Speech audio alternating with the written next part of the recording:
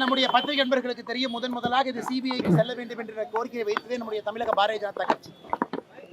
கரூர்ல நாம் தான் வைத்தோம். காரணம், இது ஒரு அரசியல் கட்சியோ, எதிர்கட்சியாக இருக்கக்கூடிய அரசியல் கட்சியோ, ஆளுங்கட்சி திமுகவோ அல்லது தேர்தல் பரப்புரைக்கு வந்த தமிழக வெற்றி கழகத்திற்கோ சம்பந்தப்பட்ட வழக்குன்னு மூடி மறைக்கக்கூடாது. இது 41 உயிர்கள் சம்பந்தப்பட்ட வழக்கு. அதனால தான் நாங்கள் நேரடியாக முன்னாள் நீதிபதி அவர்கள் தலைமையில் பண்ணியிருக்கக்கூடிய ஒரு நபர் ஆணையத்தின் மீது நம்பிக்கை இல்லை.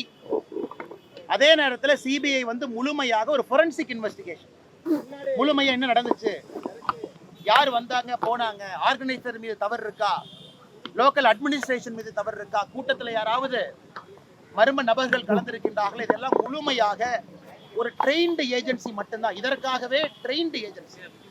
இது போன்ற பல வழக்குகளை பார்த்திருக்கக்கூடிய சிபிஐ வர வேண்டும் என்கின்ற கோரிக்கையை வைத்தோம். எங்களுக்கு உள்ளபடியே மகிழ்ச்சி. பாரதிய ஜனதா கட்சியினுடைய 2 தொண்டர்களும் கூட தனிப்பட்ட வகையில் உச்சநீதிமன்றத்துக்கு போயிருந்தாங்க. அக்கா உமா ஆனந்தன் அவர்கள் தனிப்பட்ட முறையில் உச்சநீதிமன்றத்துக்கு போயிருந்தாங்க. வழக்கறிஞர் அவர்களும் தனிப்பட்ட முறையில் GS மணி அவர்கள் உச்சநீதிமன்றத்துக்கு போயிருந்தாங்க.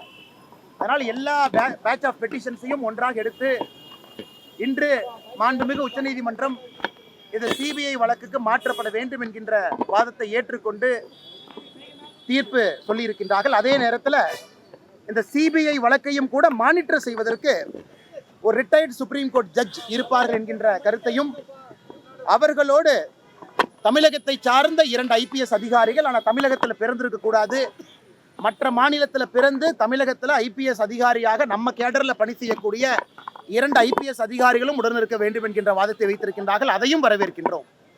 அதனால் நிச்சயமாக இதில் யார் உள்ளிருந்திருக்கிறாங்க, யார் தவறு செய்திருக்கின்றாங்க, சம்பந்தப்பட்ட அதிகாரியாக இருந்தால் நடவடிக்கை எடுக்கணும். சம்பந்தப்பட்ட அரசியல் கட்சி யார் சார்ந்தவர்களாக இருந்தாலும் நடவடிக்கை எடுக்கணும். அதில் ஆளும் கட்சி எதிர்கட்சி என்பது முக்கியம் இல்லை. அதனால் நிச்சயமாக நீதி வெல்லும் என்கின்ற நம்பி இருக்கு. அதே நேரத்தில் எப்படி நம்முடைய சென்னை உயர்நீதிமன்றம் நீதியரசர் அவர்கள் நிறைய விஷயத்தை அவங்களாகவே எடுக்கிறாங்களோ, அதுபோல கரூரில் பாதிக்கப்பட்ட 41 குடும்பம், அதில் அவங்களுக்கு தெரியாமல் 2 நபர்கள்ட்ட பொய் சொல்லி கையெழுத்தை வாங்கி அவர்களையும் இந்த வழக்கில் பெட்டிஷனராக சேர்த்திருக்கிறாங்க. இன்னைக்கு அந்த சம்பந்தப்பட்ட 2 நபர்களும் கூட எங்களுடைய கையெழுத்தை பொய் சொல்லி வாங்கியிருக்கின்றார்கள் என்கின்ற வாதத்தை உச்சநீதிமன்றத்தினுடைய நீதியரசர் முன் வைத்திருக்கின்றார்கள். அதனால் சென்னை உயர்நீதிமன்றம் தாமாக முன்வந்து அந்த 2 நபர்கள்ட்ட யார் பொய் சொல்லி அவங்க கையெழுத்தை வாங்கினது, யார் அவர்களை தவறாக வழி நடத்தியது, ஏன்னா இதெல்லாம் ரொம்ப தப்பு. நீதிமன்றத்திற்கு எதிராக தவறான ஒரு முன்னுதாரணத்தை கையாண்டிருக்கின்றார்கள். அதையும் கூட சென்னை உயர்நீதிமன்றத்தினுடைய நீதியரசர்கள் தாமாக முன்வந்து விசாரிக்க வேண்டும், அதிலே சம்பந்தப்பட்டவர்கள் மீது நடவடிக்கை எடுக்க வேண்டும் என்கின்ற கோரிக்கையும் நம்முடைய மாண்புமிகு நீதியரசர்கள் முன்பு நாங்கள் வைக்கின்றோம்.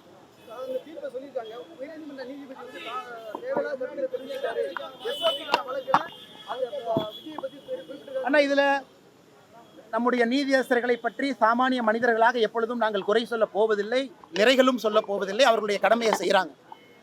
ஏற்கனவே சொன்னது போல பயன்படுத்தியிருக்கக்கூடிய வார்த்தைகள் பற்றி நாங்கள் ஏற்கனவே சொல்லியிருந்தோம்.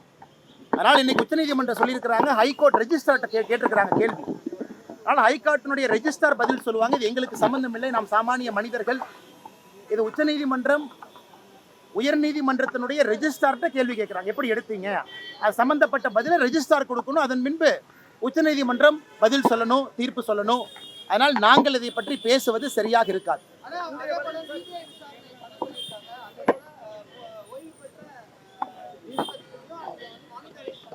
ஆனால் அதைத்தாங்க நான் சொன்னேன், அதையும் வரவேற்கின்றோம்.